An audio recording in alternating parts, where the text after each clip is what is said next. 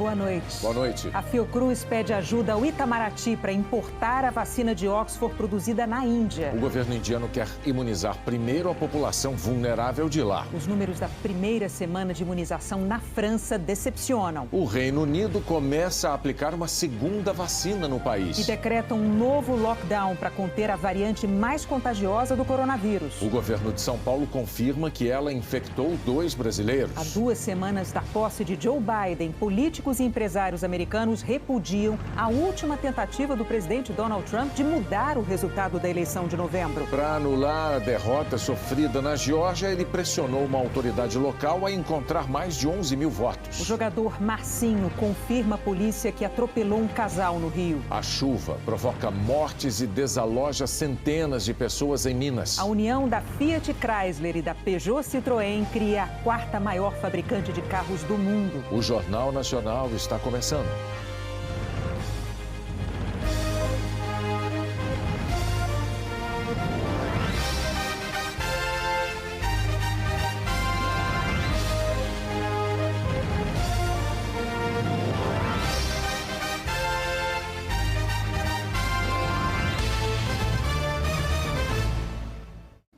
O Sistema Público de Saúde do Reino Unido começou a aplicar a vacina contra a Covid desenvolvida pela Universidade de Oxford em parceria com o laboratório AstraZeneca. Com mais uma vacina, o Reino Unido multiplica esse alívio que muitos países nem sentiram ainda. Essa vacina é tudo para mim. Espero poder celebrar meus 48 anos de casado, disse o Bob. Aos 82, ele foi o primeiro no mundo a ganhar a vacina Oxford AstraZeneca depois de aprovada. Tinha companhia na fila. Idosos são prioridade máxima. Mas esse homem de 55 anos também foi vacinado hoje. É o chefe dos testes clínicos de Oxford, que também trabalha como médico no sistema público de saúde. Ao tomar a vacina que ele próprio ajudou a pesquisar, propaga a mensagem de que o imunizante é confiável. Mas a comunidade científica continua cobrando mais detalhes sobre os métodos de pesquisa e da eficácia dessa vacina.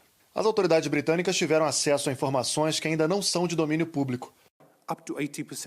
A agência reguladora informou que a eficácia de 62% com 2 doses inteiras pode chegar a 80% se as doses forem aplicadas no intervalo de 12 semanas, não de 21 dias. Mas, por questões corporativas, só a AstraZeneca pode publicar as explicações. Isso deve acontecer até o mês que vem.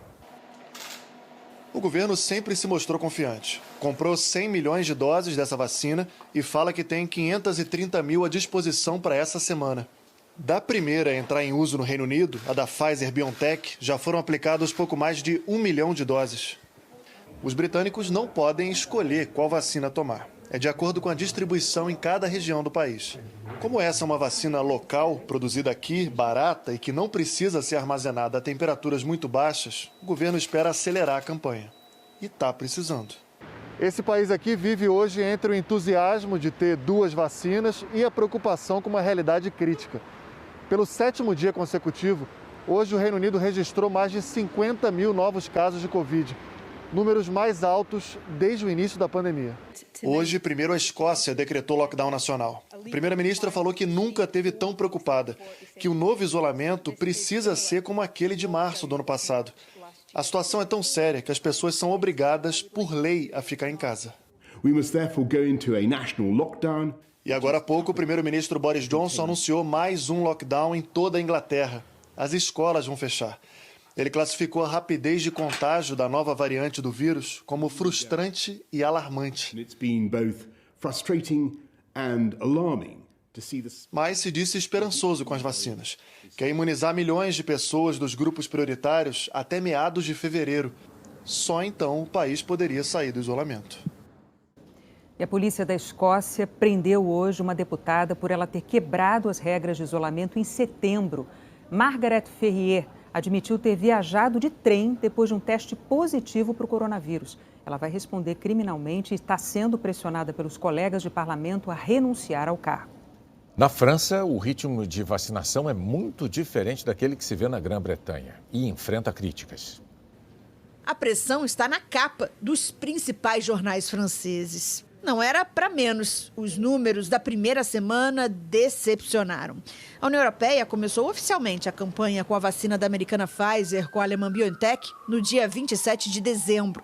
Enquanto a Alemanha, até ontem, já tinha vacinado mais de 265 mil pessoas e a Itália mais de 118 mil.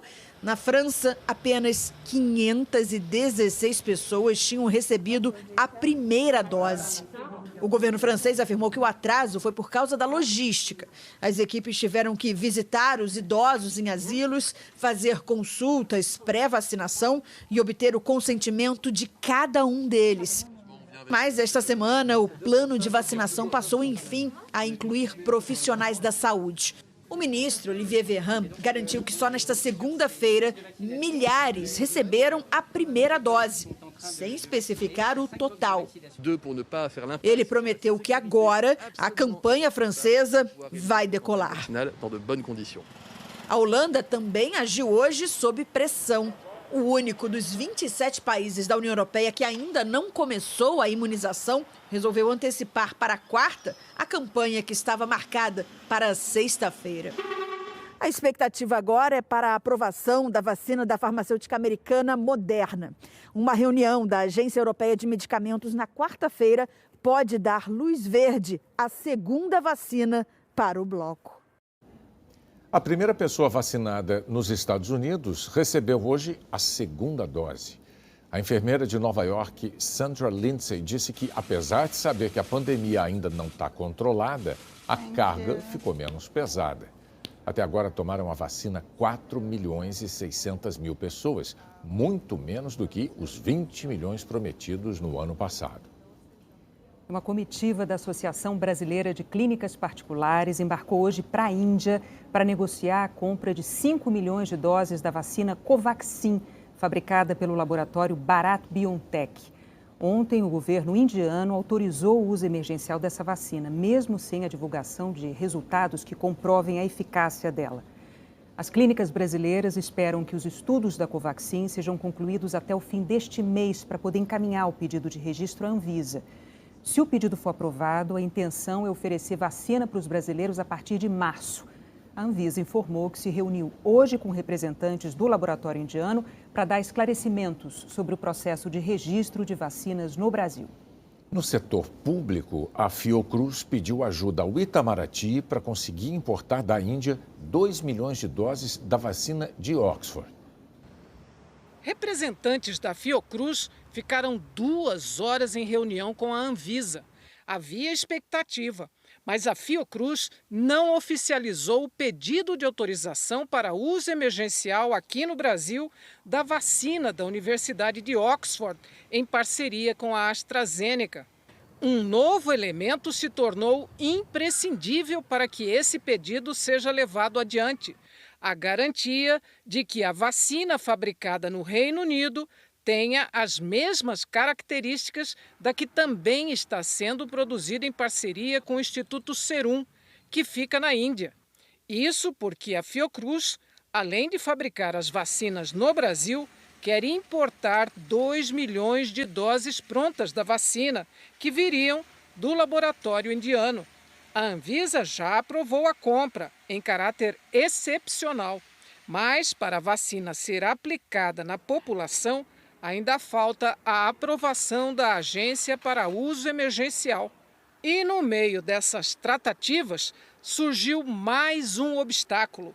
O Serum está impedido de vender as doses prontas para o Brasil neste momento.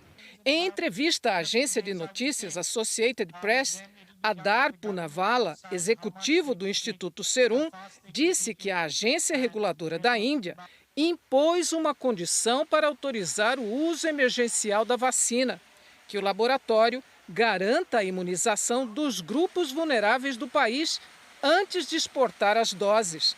A Fiocruz avalia que a decisão do governo indiano não deve afetar o Brasil, pois já havia um acerto para a compra dos 2 milhões de doses.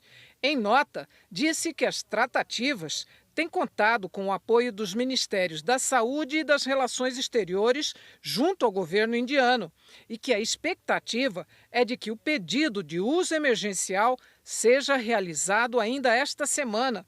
Com o pedido protocolado e aprovado pela agência, o início da vacinação poderá ocorrer ainda em janeiro.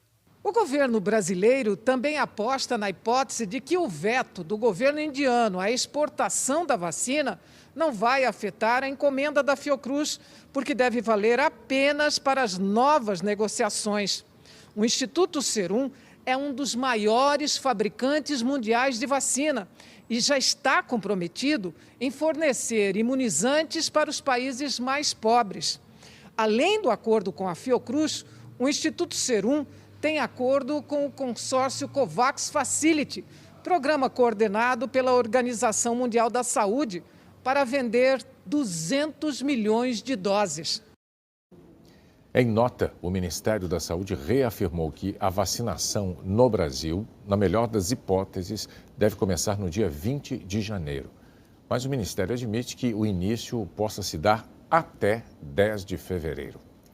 A urgência na fabricação da vacina contra a Covid abriu as portas para uma técnica inovadora, o uso do chamado RNA mensageiro.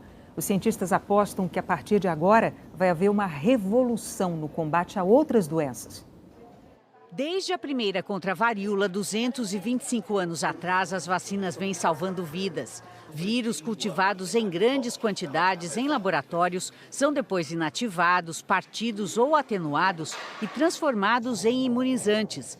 Funcionam assim algumas das vacinas que o Brasil espera, como a Coronavac do Butantan e a da Oxford AstraZeneca com a Fiocruz. Mas a urgência da pandemia abriu novas e fascinantes possibilidades na luta contra os vírus e outras doenças. As vacinas de RNA mensageiro, uma técnica posta em prática agora pelas fabricantes Pfizer e Moderna. Usando ferramentas químicas em laboratório, cientistas conseguiram extrair e depois copiar uma parte do código genético do coronavírus, o RNA, e com esse pedaço sintético dele, fizeram a vacina. Ela transmite para as nossas células a mensagem, a informação necessária para que o nosso organismo produza uma proteína do vírus. É isso que desencadeia a produção de anticorpos, uma forma do sistema imunológico reconhecer as armas do invasor e ficar pronto para o combate. Se a pessoa vacinada for infectada, terá um exército de anticorpos prontos para neutralizar o corona, impedindo a sua multiplicação. É um pedacinho do genoma do vírus, não é o genoma inteiro. Então, nunca corre o risco de realmente produzir vírus ou produzir doença. A gente escuta muita coisa também de gente falando, mas não vai mexer no nosso DNA? Não tem como. O RNA é uma molécula que, quando entra na nossa célula, fica só no citoplasma da célula e tem as informações para fazer aquela proteína do vírus. Ele não chega no núcleo da nossa célula, onde está o nosso material genômico, o nosso DNA. Então, esse perigo não existe. Mas foram necessários mais de 30 anos de pesquisa para que os cientistas aprendessem a lidar com o RNA, essa molécula importante e muito frágil. Por isso, as vacinas que usam essa tecnologia custam mais caro e precisam de armazenamento especial. A molécula de RNA ela degrada muito facilmente. Demorou bastante tempo para os pesquisadores aprenderem como estabilizar esse RNA para ele não degradar tão fácil, para ele durar um tempo dentro da célula suficiente para produzir aquela proteína que a gente quer. Então, tudo isso fez parte desses 30 anos de pesquisa até chegar nessas vacinas. Assim como acontece com todas as vacinas em uso contra o coronavírus, vai ser preciso um pouco mais de tempo para saber qual a duração da proteção garantida pelas vacinas de RNA mensageiro. Mas os cientistas não têm dúvida de que elas vão salvar muitas vidas no futuro e agora, na urgência da pandemia. As vacinas de RNA, elas podem mudar muito como a gente faz vacinas daqui para frente. É uma tecnologia muito revolucionária e que a gente pode desenvolver vacinas para outras doenças, para variantes desse mesmo vírus. Se de repente aparece um mutante muito diferente, é fácil adaptar a vacina. E é uma tecnologia que tem sido utilizada também, tem sido pesquisada para terapia gênica de outras doenças como câncer, por exemplo. É que basta adaptar a mensagem dentro da molécula para que a técnica do RNA ajude no combate às células de tumores e no tratamento de doenças raras. Eu posso levar para dentro de uma célula a informação através de um RNA mensageiro para ela produzir uma proteína específica. Essa proteína pode ser relevante para o tratamento de uma doença, pode ser relevante para o processo de imunização para outras vacinas. Eu posso produzir novas vacinas apenas trocando esse pequeno pedaço de RNA sintético para produzir novos antígenos, novas proteínas que serão usadas como imunizantes. É um feito muito importante da ciência. O governo de São Paulo confirmou as suspeitas de que 2 brasileiros já contraíram a variante do coronavírus detectada primeiro no Reino Unido. É uma linhagem mais contagiosa. Foram 2 dias de trabalho com cientistas do Instituto Adolfo Lutz se revezando quase 24 horas por dia. Os pesquisadores concluíram que a variante do coronavírus é da mesma família genética da que circula desde setembro no Reino Unido. As amostras foram colhidas em São Paulo pelo laboratório DASA nos dias 21 e 22 de dezembro. As 2 pessoas infectadas são um homem de 34 anos e uma mulher de 25. A vigilância epidemiológica não tem muitas informações sobre o homem. Sobre a mulher, sabe que ela vive em São Paulo e teve contato com pessoas que passaram pelo Reino Unido. Os casos que foram confirmados são só 2 casos e, na verdade, são casos leves, são casos de síndrome gripal. Nós não tivemos casos aqui no Brasil de síndrome respiratória aguda grave relacionada, nesse momento, a essa variante que foi encontrada no Reino Unido. Os estudos feitos na Inglaterra mostraram que a nova variante do coronavírus sofreu mutações na proteína S, chamada de spike, que quer dizer espinho em português. As modificações geraram mais ganchos, facilitando a conexão entre o coronavírus e as células humanas. A proteína é a chave que o vírus usa para invadir as nossas células. Em novembro, essa nova variante era encontrada em 20% dos novos casos no Reino Unido. Agora, já é responsável por 60% das infecções. Nada indica que essa linhagem provoque casos mais graves, nem que seja necessário desenvolver novas vacinas. O preocupante é que ela é mais contagiosa. Por isso, todo mundo vai ter que redobrar os cuidados. As vias de transmissão continuam as mesmas, por superfícies e principalmente de pessoa para pessoa. Então, os cuidados que nós já preconizamos, do distanciamento, do uso de máscara, são fundamentais tanto para as variantes antigas como para essa nova variante. Agora, é claro que aumentando o número de casos, a repercussão sobre a doença, sobre a incidência, o número de casos pode aumentar, não porque ele é mais grave, mas porque ele é mais transmissível. Hoje é o Alan Severiano quem está com a gente. Ele traz os dados da pandemia em todo o Brasil, atualizados pelo Consórcio de Veículos de Imprensa agora à noite. Oi, Alan, boa noite. Boa noite, Renata. Bonner, boa noite e bom ano a todos. De ontem para hoje, o Brasil registrou 562 mortes por Covid. O total de mortes chegou hoje a 196.591. Nas últimas 24 horas, foram confirmados 22.489 novos casos da doença. Desde o começo da pandemia, já são 7.754.560 diagnósticos. Agora, é importante lembrar que hoje é o primeiro dia útil do ano e que os números desta segunda-feira, tanto os absolutos quanto os da média móvel, ainda podem refletir os registros de casos e mortes represados no feriado prolongado de Ano Novo. Nos feriados de fim de semana, você sabe, laboratórios e secretarias de saúde trabalham em regime de plantão e a atualização dos dados costuma ser mais lenta. Hoje, na média, o Brasil registra 35.381 novos casos por dia, 28% a menos na comparação com a média de 2 semanas atrás. Temos queda na média de casos. Já a média de mortes está em 707 por dia, 9% a menos quando a gente compara com a média de 14 dias atrás. Uma diferença aqui dentro da estabilidade. Agora, no mapa, a evolução da pandemia pelo país. 7 estados têm alta na média de mortes e aparecem em vermelho. São eles Acre, Amazonas, Roraima, Pará, Tocantins, Rio Grande do Norte, que veio de estabilidade, e Sergipe. As maiores altas foram registradas em Roraima, 100%, e Amazonas, 91%. Apesar da grande variação, Roraima tem média relativamente baixa, de 2 mortes por dia. Já no Amazonas, por dia, morrem em média 23 pessoas por Covid, o número mais alto desde o dia 7 de outubro. E aumentou o número de unidades da federação em estabilidade, com variação de até 15% para mais ou para menos. Nesse grupo aqui, em amarelo, estão o Distrito Federal e 15 estados. Amapá, Rondônia, que estava em alta, Maranhão, Piauí, Paraíba, Alagoas, que vinha de alta, Bahia, Mato Grosso, que estava em queda, Mato Grosso do Sul, os 4 estados da região sudeste, Espírito Santo, Minas Gerais, Rio de Janeiro e São Paulo, além de Santa Catarina, que veio de queda, e Rio Grande do Sul. E em azul, com queda na média de mortes, temos hoje 4 estados: Ceará, Pernambuco, Goiás e Paraná. As maiores quedas foram no Paraná, 40%, e no Ceará, 39%. O Paraná tem média de 47 mortes por dia. No Ceará, são 10.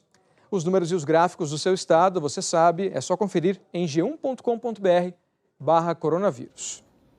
Renata Bonner. Obrigado, Alain. O estado de São Paulo voltou hoje para a fase amarela, com menos restrições. O comércio e os serviços não essenciais puderam funcionar depois de 3 dias fechados. A região de Presidente Prudente é a única que permanece na fase vermelha, mais rígida, por causa da alta ocupação de leitos de UTI para a Covid. A nova administração municipal do Rio de Janeiro mudou a estratégia de internação de pacientes com Covid. O Hospital de Campanha do Rio Centro é o único que ainda permanece aberto, mas não demora muito. Vai fechar. A nova administração municipal confirmou a desativação da unidade. O desmonte teve início 12 dias atrás, no fim do governo passado. Na véspera de Natal, houve a retirada de macas e equipamentos, mesmo o estado tendo registrado picos de internação por Covid num único dia. Isso comparando com maio, o pior mês da pandemia. Hoje, apenas 8 pessoas são atendidas no Hospital de Campanha do Rio Centro. Essa unidade nunca chegou a funcionar em sua capacidade plena porque faltavam principalmente profissionais de saúde. Especialistas temem que esse mesmo problema volte a se repetir agora, com a promessa de abertura de leitos que tinham sido desativados em hospitais da rede pública. Muitos deles também pela falta de médicos e enfermeiros. Teoricamente, a gente gostaria que esses leitos fossem abertos muito mais rapidamente, só que isso depende de ter pessoal para poder trabalhar nesses leitos. Hoje, a procura por leitos é grande em hospitais públicos da capital e da Baixada Fluminense. A fila tem 160 pacientes com Covid. O secretário municipal de saúde afirmou que dos 193 leitos anunciados, 100 já foram reativados em 2 importantes unidades do Rio. A prefeitura também publicou no Diário Oficial um chamamento para tentar adquirir 150 leitos exclusivos para Covid na rede particular até o fim deste mês. Em nota, representantes dos hospitais privados disseram que os leitos para tratamento da Covid estão completos, mas que vão verificar a possibilidade de abrir novos. Agora, o cidadão pode saber pela internet em que hospitais da rede SUS há leitos disponíveis. E todos já estão ocupados. São 2.200 leitos desativados, a grande maioria deles por falta de recursos humanos. No Rio de Janeiro, morreram 200 pessoas para cada 100 mil habitantes de Covid-19. Foi a pior taxa de mortalidade das capitais. Então a gente não pode se permitir a não garantir todas as possibilidades de abertura de leito na cidade. Nesta segunda-feira, funcionários de 2 hospitais federais do Rio denunciaram que havia leitos de CTI e de enfermaria vazios pela falta de enfermeiros. A Superintendência Estadual do Ministério da Saúde no Rio de Janeiro afirmou que está em andamento a prorrogação dos contratos temporários de até 1.400 profissionais de saúde nos hospitais federais. Depois de ter registrado números recordes de internações por Covid-19, o governo do Amazonas anunciou alerta roxo. Ambulâncias chegam a todo tempo no Hospital 28 de Agosto, um dos principais da capital. Do lado de fora da unidade, parentes de pacientes reclamam. Eu estou com meu pai, já está com 24 horas lá, foi entrada de ontem, 10 da manhã de ontem, já foi 24 horas, eu estou sem informação nenhuma dele. O movimento é grande em busca de atendimento precoce na tenda de triagem. Mais um recorde de internações foi registrado em 24 horas em Manaus. 177 pessoas precisaram ser hospitalizadas de ontem para hoje. De acordo com a Fundação de Vigilância em Saúde, quase 25 mil pessoas com Covid estão sendo monitoradas em todo o estado. A taxa de ocupação de UTIs na rede pública passa de 92%.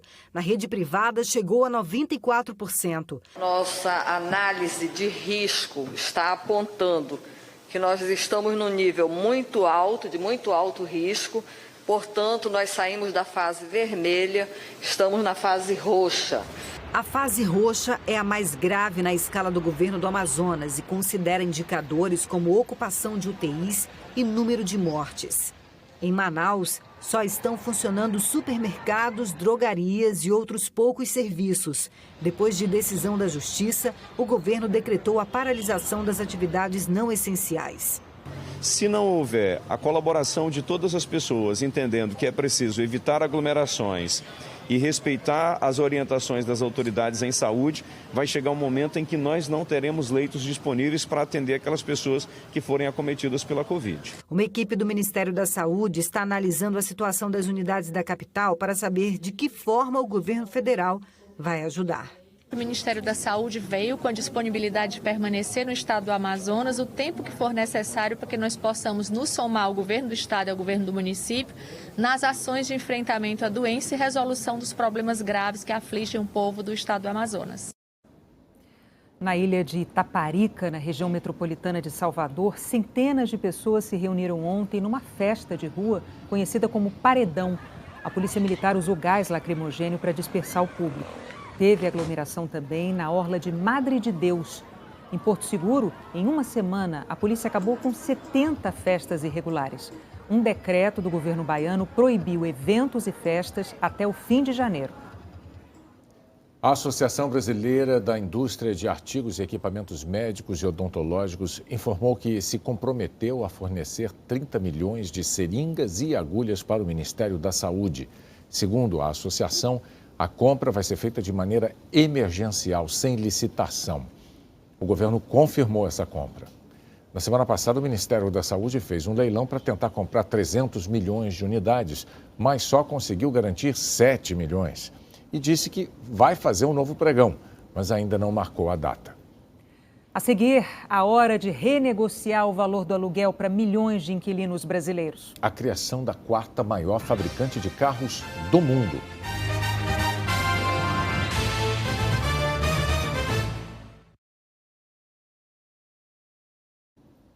Os acionistas da Fiat Chrysler e da PSA, dona das marcas Peugeot e Citroën, aprovaram hoje a fusão que cria a quarta maior fabricante de veículos do planeta.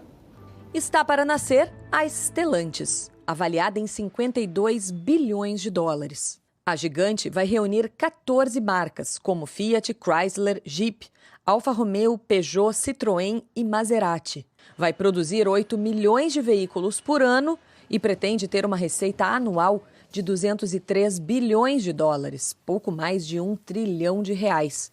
E vai focar cada vez mais em automóveis elétricos. As montadoras que mais vendem no mundo são a alemã Volkswagen, a japonesa Toyota e a aliança Renault-Nissan.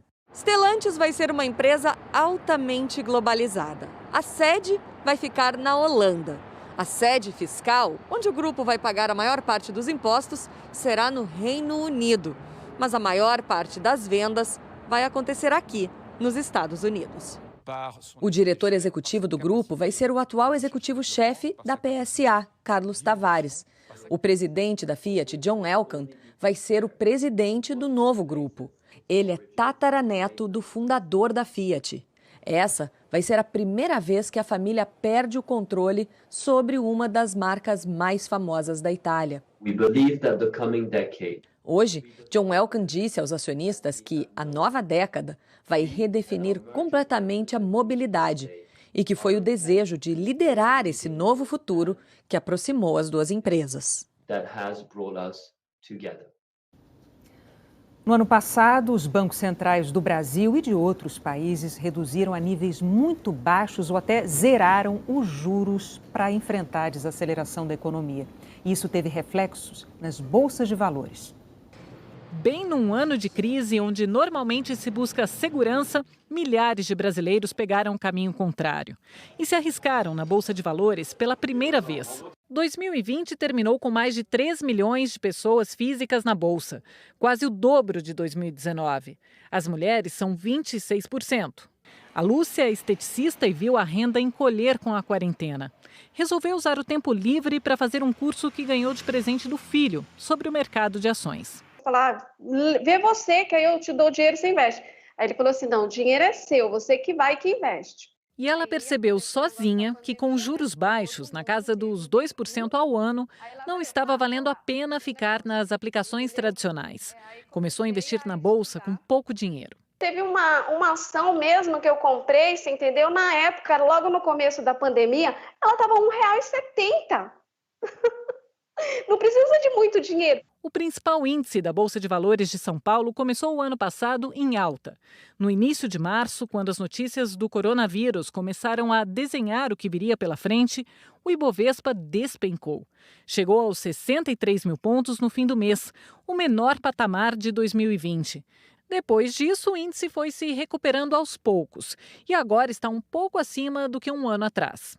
Fica claro que quem investe em ações precisa de tempo para aguentar o sobe e desce do mercado. Alguém que comprou perto de 120 mil pontos aí, esse índice da Bolsa, ele atingiu 63 mil, quer dizer, quase caiu pela metade. Então, alguém se tinha 50 mil reais, teria 25 mil, enfim, perdeu muito dinheiro, perdeu metade, eventualmente, do seu dinheiro. Porém, quem ficou conseguiu recuperar e voltou hoje próximo a esses 120 mil pontos. Agora, é uma aplicação de risco. Essa aplicação requer conhecimento, não é tão simples, né? A recomendação sempre é fazer através de algum agente que possa auxiliar e indicar qual é a melhor opção, inclusive para cada perfil. Quando uma pessoa compra uma ação na Bolsa de Valores, se torna sócia da empresa, emprestando dinheiro para que ela cresça.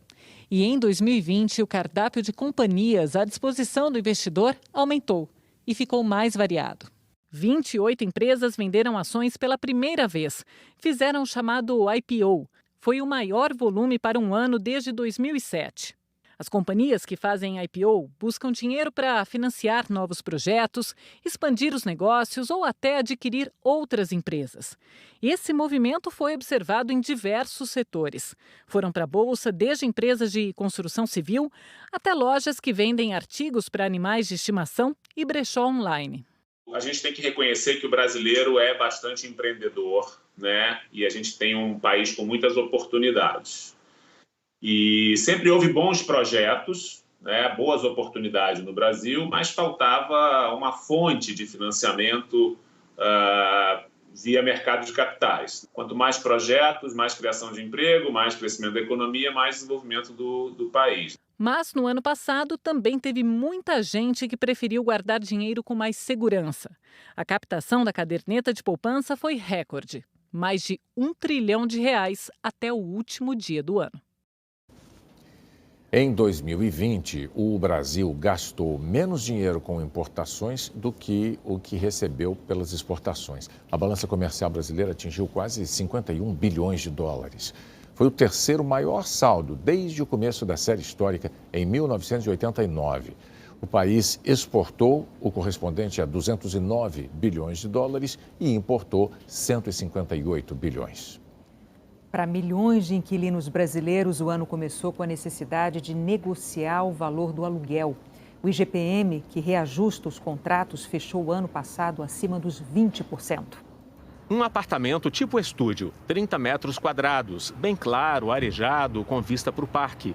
Aqui moram Flora, Coraline e a Carolina, que quase caiu dura quando recebeu o boleto para pagar o aluguel. Eu fiquei chocada com o valor do reajuste e argumentei que o ajuste era muito inesperado por conta da crise. Esse susto não foi só da Carolina, não. Aqui no Brasil, os contratos de aluguel geralmente são reajustados uma vez por ano pelo IGPM, índice de inflação medido pela Fundação Getúlio Vargas, e que encerrou 2020 acima de 23%, a maior variação desde 2002. Já o IPCA, o índice oficial de inflação medido pelo IBGE, ainda não está fechado, mas até novembro ficou em 3,13%. Essa diferença tão grande entre os dois índices aconteceu porque o IGPM sofre um impacto mais imediato da disparada do dólar e dos preços das commodities, como a soja. Está no contrato que o inquilino assinou. O reajuste é pelo IGPM. E agora? Calma. Quem conhece bem o mercado imobiliário diz que há espaço para negociação, até porque ninguém quer ficar com o imóvel vazio, tendo que pagar IPTU e condomínio todo mês. Lá em março, abril, quando a pandemia chegou forte, muitos inquilinos conseguiram descontos no preço do aluguel, mas ninguém esperava que a pandemia pudesse ser tão longa. Agora, mesmo os que já tiveram um abatimento podem tentar negociar o reajuste. É avaliar qual é a história que essas duas pessoas constituíram ao longo do tempo. É um imóvel que está alugado há muito tempo, você tem uma relação boa com esse locatário, então isso deve ser levado em consideração para fazer uma concessão, para não repassar o reajuste, né? A Carolina pediu e a proprietária aceitou fazer o reajuste pelo índice mais baixo. Até o fim de 2021, a economia será de quase R$3 mil. Um dia depois, a imobiliária retornou para mim, já com o boleto ajustado pelo IPCA. O Anselmo também foi rápido para não perder uma ótima inquilina. Ela paga em dia, tá? E se eu tivesse aumentado e ela saído, eu ficaria com o imóvel vazio. Então, eu tenho toda a segurança de pagamento, tudo, uma pessoa muito idônea. O meu aluguel de 750, ele iria para R$933 ou alguma coisa. Quer dizer, impossível, é muito alto. Então foi muito importante negociar com o proprietário. A seguir, o jogador Marcinho confirma à polícia que atropelou um casal no Rio. A chuva provoca mortes e desaloja centenas de pessoas em Minas.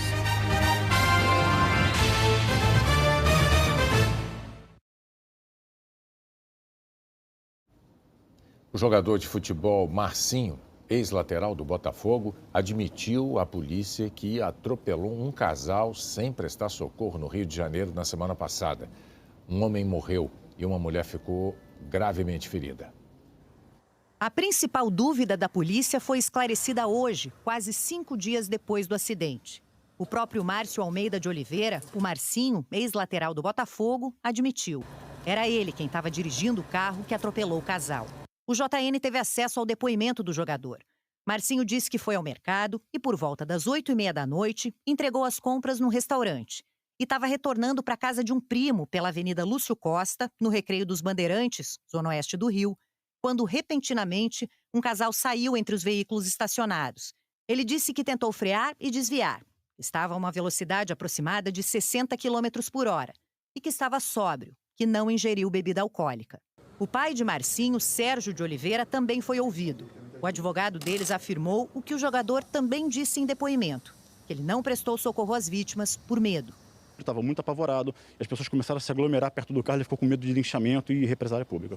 O acidente foi no dia 30 de dezembro. O professor Alexandre Silva de Lima morreu no local. E a mulher dele, também professora Maria Cristina Soares, teve várias fraturas. O carro foi abandonado meio quilômetro adiante. Depois de passar por uma perícia na delegacia, foi rebocado por uma seguradora. E a polícia descobriu que o carro tinha sido levado para a garagem do prédio do pai de Marcinho. E que o veículo está no nome de uma empresa do pai. Foi aí que o jogador virou suspeito do atropelamento. A polícia ainda está atrás de câmeras de segurança que tenham registrado o acidente e o local onde o carro foi abandonado. e aguarda o resultado da perícia para confirmar a velocidade na hora da batida. Testemunhas também foram chamadas para prestar depoimento. E os investigadores ainda vão ouvir a professora Maria Cristina Soares, que se recupera de cirurgias. A assessoria de imprensa de Marcinho afirmou que o jogador está dando apoio à família das vítimas. O advogado da família nega ter havido qualquer ajuda. A Polícia Rodoviária Federal registrou uma redução no número de mortes nas rodovias federais no feriado do Ano Novo. De 31 de dezembro a 3 de janeiro, foram 67 mortes. No mesmo período do ano passado, foram 74. O número de acidentes aumentou de 863 para 903.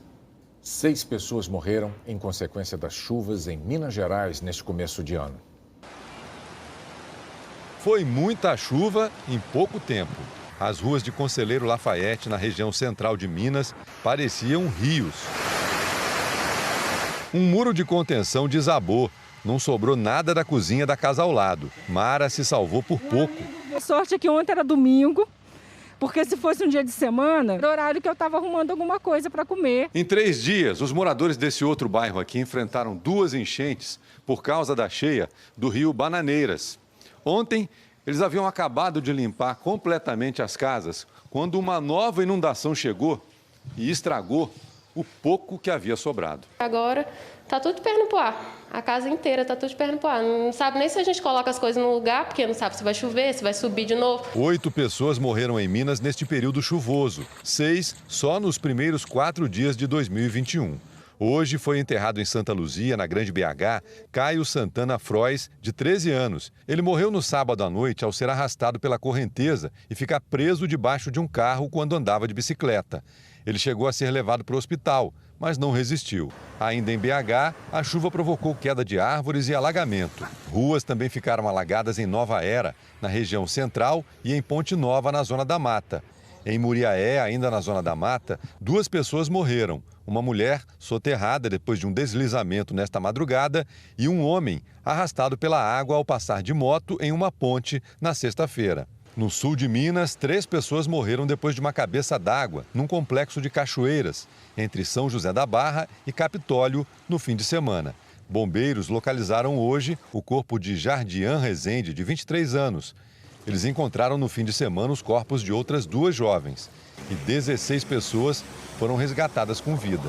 A Defesa Civil alerta que é preciso atenção redobrada nesta temporada de chuvas. A gente tem várias causas, de acidentes que podem ocorrer em razão de temporais, ou seja, chuvas fortes, mas que também podem acontecer em razão de chuvas fracas, mas constantes, que seriam os deslizamentos de terra. Então, para isso, as pessoas precisam ter sempre essa percepção de que estão num período de atenção, onde elas não devem subestimar e fazer um planejamento mais adequado. A Jaqueline Brasil traz agora a previsão do tempo para Minas e para todo o país. Oi, Jaqueline, boa noite.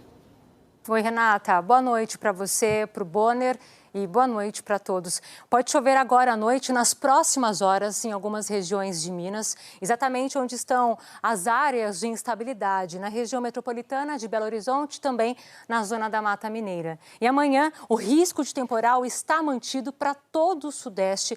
Previsão de chuva forte, só que menos volumosa. Em Patrocínio do Muriaé e Itaperuna, Rio de Janeiro, por onde passa o rio Muriaé e, como já vimos, ele transbordou, não deve chover muito. O alerta de temporal para amanhã vale para as áreas em laranja, em parte do sudeste, também do norte, no centro-oeste e no sul. Onde está amarelo, a chuva pode ser forte, ou seja, em quase todo o país. Em Campo Grande pode chover a qualquer hora, máxima de 28 graus. Em Florianópolis e em São Paulo, máxima de 31, com chuva à tarde. Chove também em Belo Horizonte e no Rio, com máximas de 28 e 33 graus.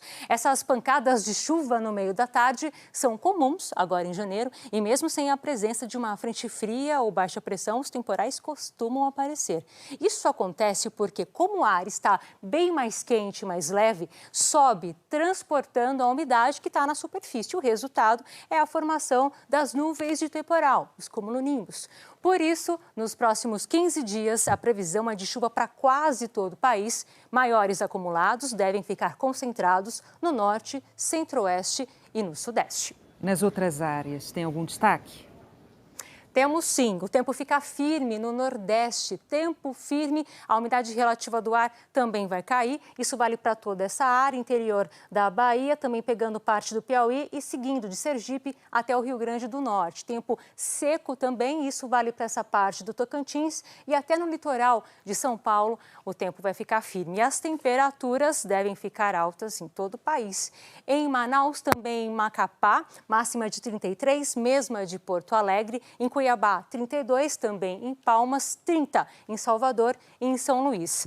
Nessa semana teremos 2 destaques, chuva em quase todas as regiões e o calor. No Rio, até, quinta-feira deve fazer 36 graus e em Boa Vista esquenta também. Na quarta-feira, máxima de 34 graus. Renata.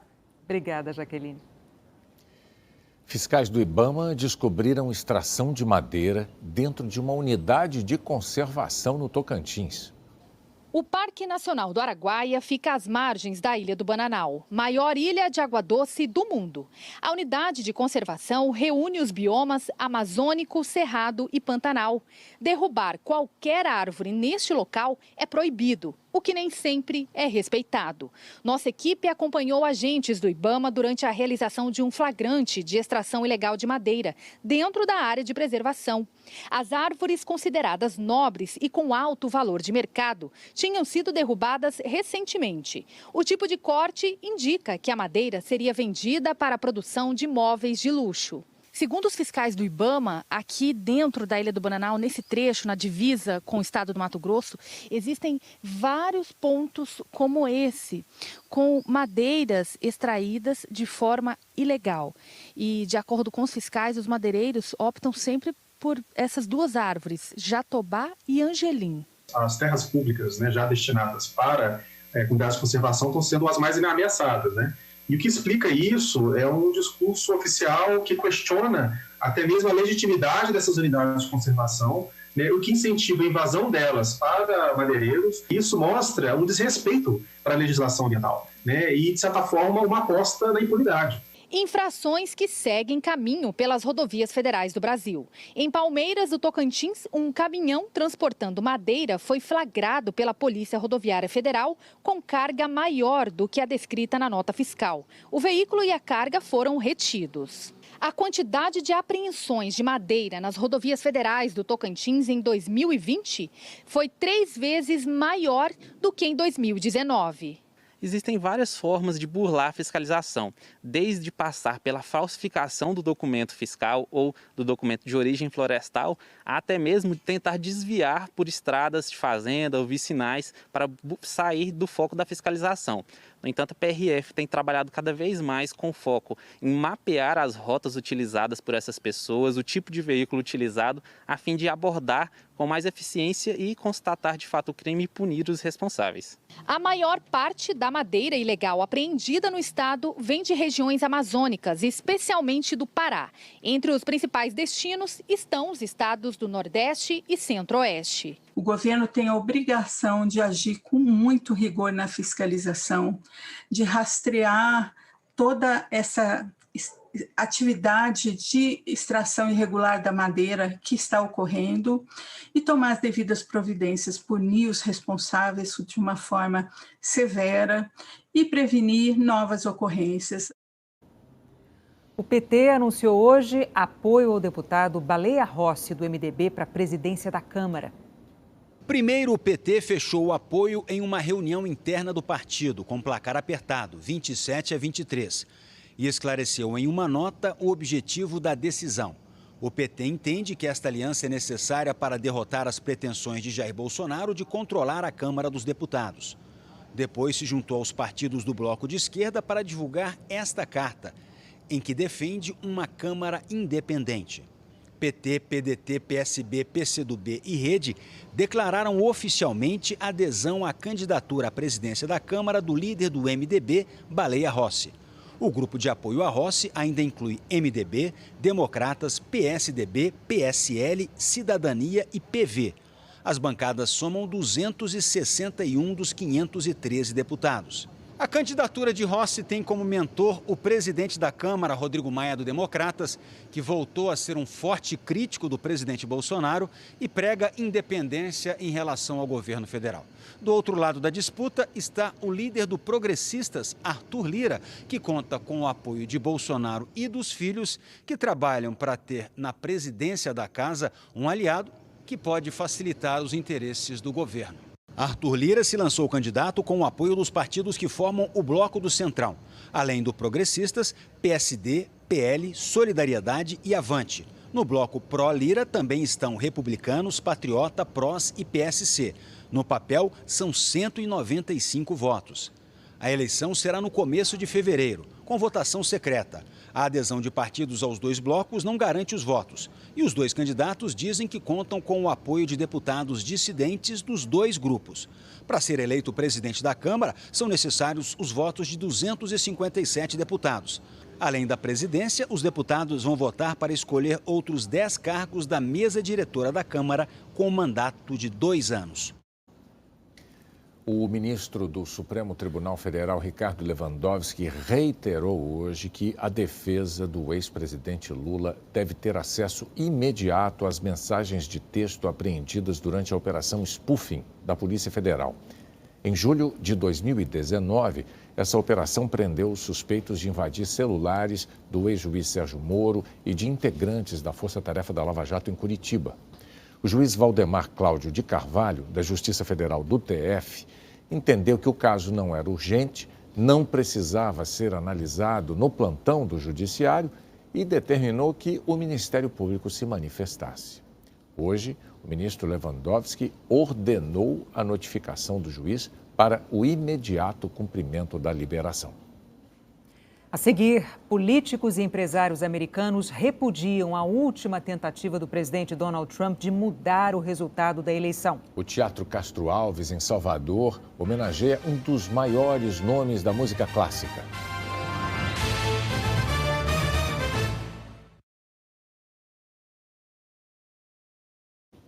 A justiça britânica rejeitou a extradição para os Estados Unidos do fundador do Wikileaks, Julian Assange. O australiano é acusado de roubar e publicar documentos confidenciais do governo americano em 2010 e em 2011. A Justiça do Reino Unido levou em consideração o estado de saúde mental de Assange e entendeu que havia risco de ele tentar o suicídio. O governo americano tem 2 semanas para apresentar recurso contra essa decisão. Assange passou 7 anos como refugiado na Embaixada do Equador em Londres e foi preso em 2019 ao deixar o prédio. O presidente dos Estados Unidos, Donald Trump, está desde ontem no centro de um escândalo. O jornal The Washington Post publicou a gravação de um telefonema em que Trump pressionou a maior autoridade eleitoral da Geórgia a encontrar votos de forma a anular a derrota dele nas urnas no estado. O telefonema do presidente foi para Brad Raffensperger, secretário de Estado da Geórgia, um dos estados decisivos onde Donald Trump perdeu a eleição. A conversa no sábado durou cerca de 1 hora. Trump disse várias vezes que venceu. We have won this election. The people of Georgia are angry. The people of the country are angry. And there's nothing wrong with saying that, that you've recalculated. O secretário de Estado respondeu. Well, Mr. President, the challenge that you have is the data you have is wrong. O presidente insistiu. You should want to have an accurate election. And you're a Republican. O secretário defendeu. We believe that we do have an accurate election. Trump não desistiu. I just want to find 11,780 votes, which is one more than we have. O candidato democrata Joe Biden ganhou a eleição na Geórgia com uma vantagem de 11.779 votos. O resultado foi certificado no dia 7 de dezembro, depois de 2 recontagens. Todas confirmaram a vitória de Biden. Hoje, Raffensperger disse que na conversa com Trump, mais ouviu do que falou e garantiu que não houve fraude. Nós estamos seguindo a lei, a verdade importa, e temos lutado contra esses rumores nos últimos 2 meses. Donald Trump resiste em reconhecer a derrota. Na quarta-feira, o Congresso se reúne para certificar a vitória de Joe Biden. E setores importantes da sociedade estão se mobilizando contra manobras que possam interferir no processo democrático. Quase 200 líderes empresariais americanos divulgaram uma carta aberta, pedindo que o Congresso certifique o resultado da eleição. Eles afirmam que as tentativas de impedir ou atrasar esse processo vão contra os princípios essenciais da democracia americana. A carta afirma: a eleição presidencial foi decidida e é hora de o país seguir em frente. A próxima administração Biden enfrenta a tarefa urgente de derrotar a Covid-19 e restaurar a subsistência de milhões de americanos que perderam empregos e negócios durante a pandemia. Uma outra carta aberta foi assinada por todos os ex-secretários de defesa dos Estados Unidos, incluindo Mark Esper e James Mattis, que foram do governo Trump. Eles afirmam que juraram apoiar e defender a Constituição contra todos os inimigos, estrangeiros e domésticos, que o juramento não foi feito a um indivíduo ou partido e que mesmo em tempos de conflito, guerra, epidemia e depressão econômica, a transferência de poder foi pacífica e que neste ano não vai ser diferente. A carta ressalta que a eleição aconteceu, houve recontagens e auditorias. A Justiça resolveu os questionamentos levantados. Os governadores certificaram os resultados e o Colégio Eleitoral votou. A hora para questionar o resultado passou. Os ex-secretários de Defesa reforçaram que o envolvimento de militares em disputas eleitorais pode representar a entrada num território perigoso e ilegal. O governo do Irã anunciou hoje que voltou a enriquecer urânio acima dos limites estabelecidos num acordo internacional. A produção, numa das maiores usinas do país, atingiu 20% de pureza. Em 2015, um acordo permitiu que o Irã enriquecesse urânio a níveis mais baixos para uso pacífico em troca do fim do bloqueio econômico ao país. Mas em 2018, o presidente americano Donald Trump abandonou esse tratado. O governo iraniano afirmou que pode voltar atrás, desde que todas as partes cumpram o acordo. Essa declaração foi vista como um recado para o presidente eleito dos Estados Unidos, Joe Biden. Músicos e bailarinos ligados ao Teatro Castro Alves, em Salvador, se uniram para homenagear um dos maiores nomes da música clássica e também para fazer uma reflexão sobre o tempo. O cenário é um dos maiores teatros do Brasil. O tempo é o presente. Palco sem vida, cadeiras vazias. Um drama silencioso está em cartaz desde março do ano passado, quando a pandemia entrou em cena. Mas a arte encontra a beleza onde parece não existir. Um Abraço no Tempo é um filme que passeia pela arquitetura moderna do Teatro Castro Alves, tombado pelo Patrimônio Histórico Nacional. Os bailarinos do TCA exploram os espaços externos, as estruturas em ferro. Dançam com as próprias sombras. A trilha foi composta há mais de 2 séculos, obras consagradas de Beethoven, um gênio da música clássica, como a Nona Sinfonia.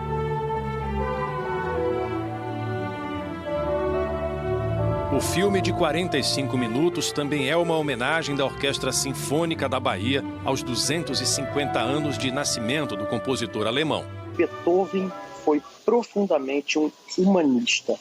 E é Beethoven o compositor a qual a gente precisou se apegar em 2020 para que a gente conseguisse ter fé no ser humano, fé na nossa sabedoria, fé na ciência, fé na vacina. Tudo isso pontuado com reflexões de Caetano Veloso. Eu vi muitos homens brigando, ouvi seus gritos. Estive no fundo de cada vontade encoberta. A produção teve que se adaptar às necessidades impostas pela pandemia do novo coronavírus. A orquestra e os bailarinos não puderam gravar juntos, preenchendo todo o palco como normalmente aconteceria. As cenas foram rodadas em dias e em locais diferentes do teatro. Caetano Veloso gravou a participação dele na segurança do isolamento. Em nenhum momento eles estiveram juntos, a não ser no filme, ao mesmo tempo. Esse abraço no tempo, para dizer, ó, vem cá, traga logo essa vacina, vamos tirar a gente dessa pandemia, mas o tempo também vai cobrar. O que é que você fez para isso? Tempo que escorre como areia de uma ampulheta sobre o bailarino Paulo Fonseca, de 60 anos. E tema de uma canção de Caetano Veloso, que encerra essa homenagem. Tempo, tempo, tempo, tempo, entro num acordo contigo. Tempo, tempo, tempo, tempo. Lindo, precisamos da arte. Precisamos Sempre. de poesia. Isso. O Jornal da Globo é depois do Festival Ano Novo, que hoje traz o filme Homem-Aranha de Volta ao Lar. Boa noite. Boa noite e até amanhã.